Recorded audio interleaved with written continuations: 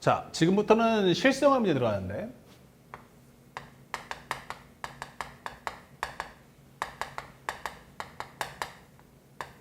첫 번째는 뭐 할 거냐면 수학적 확률을 할 거예요.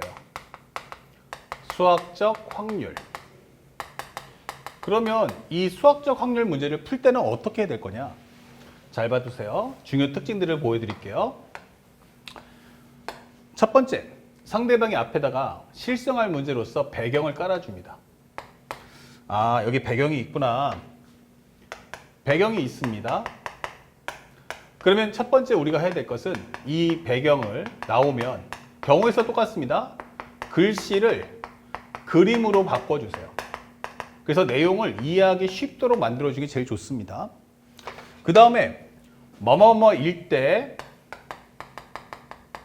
뭐뭐뭐일 확률을 구하시오가 나오는 거예요.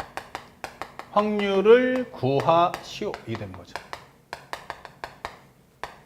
첫 번째, 뭐뭐일 때가 나오면 사선을 그어주세요. 쫙. 그리고 앞쪽에 있는 것은 표본 공간이 됩니다.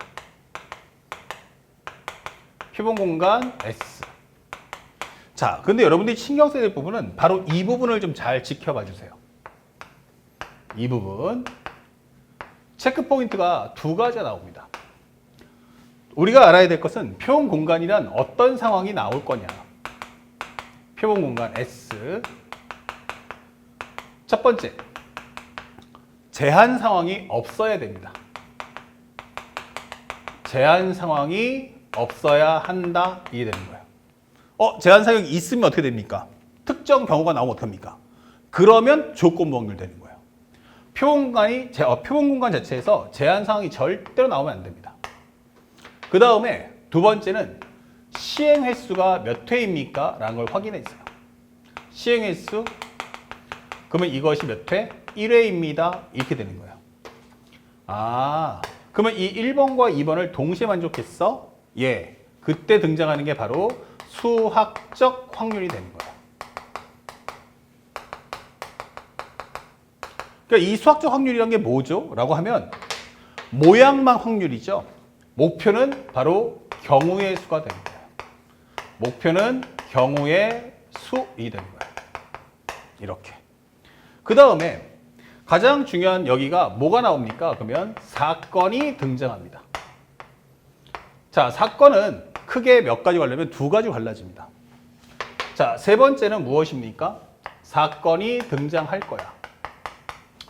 자, 이것은 특정 경우의 수가 되는데 사건이란 특정 경우의 수이 되는 거야. 자, 그런데 말이죠. 이 특정 사건을 구했을 때 첫 번째, 사건이 한 종류입니까? 사건이 한 종류냐? 아니면 사건이 두 종류냐? 라고 되는 거예요. 사건이 두 종류가 될 거냐? 그래서 사건이 한 종류입니다. 라고 하면 A, 이게 될 것이고 여기는 A와 B가 될 거야. 이게 되는 거예요. 그러면 사건의 종류가 하나면 어떻게 풀라고 했어요? 첫 번째, A가 쉽다. 라고 할 때는 직접 연산이다. 이 되는 거예요. 그래서 우리가 문제를 풀어본다면 PA란 전체 개수 중에서 A의 가지수를 구해주면 돼. 이게 되는 거예요. 그때 이 부분이 바로 경우의 수가 되는 겁니다. 경우의 수. 다시 말하면 우리 앞에서 배웠지만 순율조합 다 배워봤잖아요. 양이 어마어마하게 많은데 기껏 해봤자 낼 수 있는 게 한두 문제, 두세 문제 이렇게밖에 안 된단 말이에요. 그러면 기존에 내고 싶었는데 못 냈던 건 어떻게 해? 바로 지금 등장할 거야. 이게 되는 거예요. 그리고 앞에서 설명했던 첫 번째 강의에 설명했던 바로 그 상황이 되는 겁니다. A라는 상황이 어려워. 이거 어떻게 할 거야? 이게 되는 거예요. 어렵다면. 아까는 A가 쉽다면 직접 구하는데 A가 어렵다면 혹은 양이 많다면 이럴 때 쓰는 게 바로 6건의 확률을 써줘. 이게 되는 거예요. 6건의 확률을 써줘. 그래서 우리가 알고 있는 건 PA란 이거 어려우니까 1-PA 여집합을 구해줘. 이게 되는 거예요. 얘가 어렵습니까? Yes. 그러면 여기는 쉽다. 이게 되는 거예요. 아시겠죠? 자, 이렇게 해서 문제를 풀어주면 되고, 그 다음에 두 번째, 현재 만약에 A하고 B가 나오는데 첫 번째, A가 쉽다. A가 쉽다 and B도 쉽다면 이게 되는 거예요. 이때는 직접 계산하시면 되죠. 이때는 PA 교집합 B를 구해줘 라고 한다면 이거는 NS분의 NA 교집합 B다 이게 되는 거예요. 자, 그렇다면 이때 NA 교집합 B는 어떻게 구해야 돼? 라고 했을 때 아까 배웠던 그 매핑을 기억하셔야 돼요. 첫 번째 뭐 한다? A를 기준 세운다. 기준 세우기. 두 번째 B는 A의 설정, 기준 안에서 설정상에서 B의 가지수를 찾는다. 그러니까 A를 먼저 구축해주고 남은 공간에다 B의 설정을 맞춰달라 이런 메시지가 되는 거예요. 자, 이렇게 문제 푸시면 되고요. 만약 어려우면 어떻게? 이게 되는 거예요. 그러면 만약에 이것이 두 번째 A는 쉬운데 B가 어렵다면 이게 되는 거예요. 자, B가 어렵다면 이때는 PA 교집합 B를 구할 때 NS분의 요 NA 교집합 B를 구하는데 이 내용이 어려우니까 NA에서 NA의 교집합 B의 여집합을 구해서 뺀다는 사실을 절대 잊지 말고 꼭 기억을 해주시기 바랍니다. 아시겠죠? 나머지는 똑같은 내용이기 때문에 따로 적진 않겠습니다. 앞에서 이미 경우에서 설명했으니까. 그 다음에 마지막 CF를 하나 알려준다면 만약 선생님 PA 합집합 B를 구하라고 하면 어떡합니까? 이게 되는 거예요. A 합집합 B를 구하세요. 그러면 이럴 때는 우리가 PA 구하시고 PB를 구하시고 PA 교집합 B를 구해서 뺀다라는 설계도를 짜세요. 이게 상황 정리입니다. 이게 상황 정리. 그러면 첫 번째 내가 해야 될 것은 1번 PA 구하기가 되는 겁니다. 이때는 A만 생각하시고 B는 생각하지 맙시다. 두 번째 PB를 구하십시오. 아, B를 구할 때는 마찬가지로 A는 생각하지 말고 B의 입장만 생각해 주세요. 세 번째, PA 교집합 B 구한다. 이렇게 되는 거죠. 그래서 이 정리가 끝나면 각각을 구한 것을 다시 여기다가 넣어서 1번, 2번, 3번에 맞춰서 각각의 값을 입력해서 계산해 준다는 걸 잊지 맙시다. 아시겠죠? 그대로만 문제 풀어주시면 돼요. 그 밖에 우리가 또 알아야 될 건 뭐가 있을까? 라고 정리해 준다면 바로 이 내용이죠. 중요 포인트. 바로 수형도가 되는 거예요. 수형도라는 것은 무엇입니까? 이것은 공식 사용을 할 수가 없다가 되는 거예요. 공식 사용 못해? 이렇게 되는 거예요. 그럼 어떻게 해? 하나하나 직접 다 세줘? 이게 되는 거예요. 아, 그럼 수용도가 나올 때는 보통 어떨 때 나옵니까? 이렇게 물어봤어요. 수용도가 나올 때는 항상 두 수에 관련된 합차, 곱, 이퀄 뭐가 나온다? 바로 상수가 나와야 됩니다.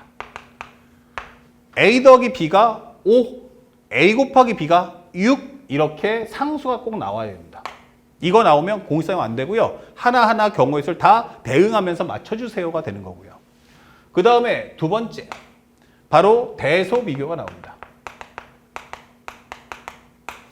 크다, 작다, 같다. 그래서 우리가 알고 있는 첫 번째, 부등식이 나온다면 이것은 무조건 공식 사용이 안 된다라고 생각해 주시고요. 그 다음에 두 번째, 일치, 같습니다, 아니야, 달라야 돼, 이런 언급들 뜨면 이것은 전부 다 공식 사용이 안 된다라는 점을 꼭 기억해 주시기 바랍니다. 그럼 이렇게 설정들이 나왔을 때는 반드시 뭐 해라? 다 하나하나 직접 손으로 내용들을 적어볼 필요가 있구나라는 걸 꼭 기억해 주시기 바랍니다. 고난이도 문제일수록 이 수용도에 관련된 질문은 항상 시험에 출제가 된다. 얘는 주인공이 아니고 상황 정리할 때 등장할 것이니 반드시 꼭 기억해 주시고 매핑에도 적혀져 있으니까 그거를 꼭 다시 한번 되새김 하시길 바랍니다. 자, 그렇다면 이걸 가지고 우리가 문제를 풀어봅시다. 현재 3번 문제입니다. 2026년도 9월 평가원 문제가 되겠습니다. 자, 어떻게 출제됐는가 확인해 보니 이렇게 나와요. 1학년 학생이 한 명이 있어요. 그럼 A라고 잡읍시다. 그 다음에 2학년 학생이 3명이 있어요. 오케이. 그럼 여기는 스몰 a, b, c라고 합시다. 그 다음에 3학년이 4명이 있어요. 3학년이 4명이 있구나. 알파, 베타, 감마, 델타. 이렇게 4명이 있어요. 1명, 3명, 4명이 있죠. 그러면 이렇게 8명 학생 중에서 5명의 학생을 선택할 때 이게 되는 거예요. 자, 8명 중에서 5명을 선택해줘. 그러면 이거 뭐야? 시행 횟수가 한 번이구나. 8 컨비네이션 5다. 이 되는 거예요. 8명 중에서 5명 뽑았어. 그랬는데 2학년의 학생 수와 선택된 3학년 학생 수가 서로 같을 이게 중요한 거예요. 이거 뭐예요? 일치, 불일치가 되는 거죠. 그렇죠? 그게 뭐야 돼? 수용도 가져와. 이 되는 거예요. 그러면 이 경우의 수를 구하는데 먼저 뭐부터 해야 돼? 내용부터 정리해봐. 그러면 가만히 있자. 1학년, 2학년, 3학년이 있는데 일단은 말이 안 돼도 한번 경우에 적어볼게. 우리 한 명도 없어. 그래? 그럼 우리 몇 명이야? 5명. 우리 하나하나야. 3명. 둘둘이야. 1명. 셋셋이야. 그러면 몇 명이에요? 5명인데 넘어가네? 그럼 이건 안 되겠죠. 자, 그런데 또 하나가 1학년은 어차피 몇 명밖에 없어요? 1명밖에 없기 때문에 이것 또한 안 된다. 이게 되는 거예요. 그럼 되는 건 이거밖에 없네요. 그쵸? 이런 걸 우리가 수용도라고 하는 거야. 정리 끝났으면 1학년 중에 1명 중에 1명 뽑아주시고요. 2학년 3명 중에서 2명 뽑으시고요. 3학년 4명 중에서 2명 뽑아줘. 이렇게 되면 끝나는 거예요. 그렇다면 마무리는 5는 3과 같기 때문에 876, 321. 여기 1, 3, 4, 3, 2, 1. 그러면 여기 6 지워지고요. 그 다음에 여기 2 지워지고요. 그러면 2는 다시 한번 얘랑 지워지겠죠. 그러면 4, 7에 28, 3, 3은 9. 정답 몇 번이다? 5번. 이렇게 문제를 푸시면 되는 겁니다. 그러니까 어렵지 않아요. 그러니까 올해 기본적인 평가원에 나왔던 문제들을 보면 예년이라고 다시 말하면 2025 때 평가원 수능 또 2024 평가원 수능에 보면 난이도가 확 떨어졌어요. 아무래도 여러분들이 코로나 세대다 보니까 학생들의 어떤 난이도가 예전에 비하면 높지 않다. 수준이 높지 않다라고 판단하기 때문에 시험 문제가 매우 쉽게 나온다. 고로 학생들이 뭘 해야 돼? 라고 하면 절대로 겁먹거나 쫄지 마시고요. 하나하나 상대방이 말하는 걸 묘사하는 습관을 갖춰주세요. 그러면 매우 손쉽게 문제를 풀 수 있다는 걸 확인하게 될 겁니다.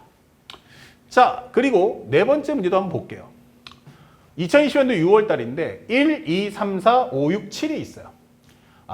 현재 1, 2, 3, 4, 5, 6, 7.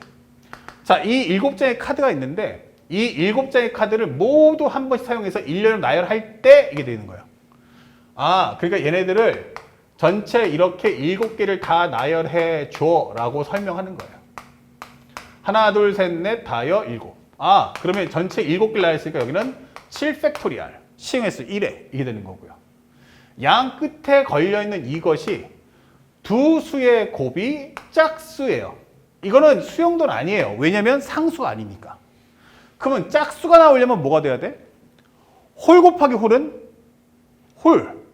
홀 곱하기 짝은 짝. 짝 곱하기 홀은 짝. 짝 곱하기 짝은 짝. 그러면 두 수의 곱이 짝수 되는 건 너무 많잖아. 맞아. 그러니까 내가 원하는 건 전체 확률 1에서 홀수일 확률을 빼주세요 되는 거예요. 양쪽 끝에 곱이 홀수가 될 확률을 구해주면 되겠네. 그게 더 쉽지 않을까? 바로 6건의 확률이에요. 그러면 현재 홀수는 누가 있어? 1, 3, 5, 7. 니들이 먼저 이 공간을 채워봐라. 이게 되는 거죠. 자, 그렇다면 현재 여기 들어가 있는 거는 1, 3, 5, 7 몇 가지? 4가지. 나 그 중에 1 썼어. 그럼 지워버리세요. 그 다음에 여기 들어가 있는 건 몇 가지야? 3, 5, 7. 3가지입니다. 오케이. 그럼 여기다가 3을 써주세요. 그리고 지워버리는 겁니다. 그러면 나머지 이제 배열될 것은 하나, 둘, 셋, 넷, 다섯. 하나, 둘, 셋, 넷, 다섯. 오케이. 5팩토리얼 정리하시면 끝나죠. 그러면 지웠을 때 1 마이너스 5팩 지우시면 7 곱하기 6. 4, 3 나오겠죠? 그 다음에 약분하시면 2 나오죠? 약분하면 2 되죠. 그러면 1 빼기 7분의 2니까 이 정답은 바로 7분의 5. 정답 5번이다. 이렇게 푸시면 손쉽게 소화할 수 있어요. 지금 경우의 수나 확률 문제를 하나하나 지금 해결해 보고 있는데 결코 어려운 문제가 단 한 개도 없다라는 걸 우리는 확인할 수 있습니다. 절대 겁먹지 마시고 확통 무조건 싹 다 맞을 수 있도록 선생님이 알려준 것을 지키면서 문제를 관찰하시기 바랍니다. 다음 확률의 곱셈 정리 이어갑니다.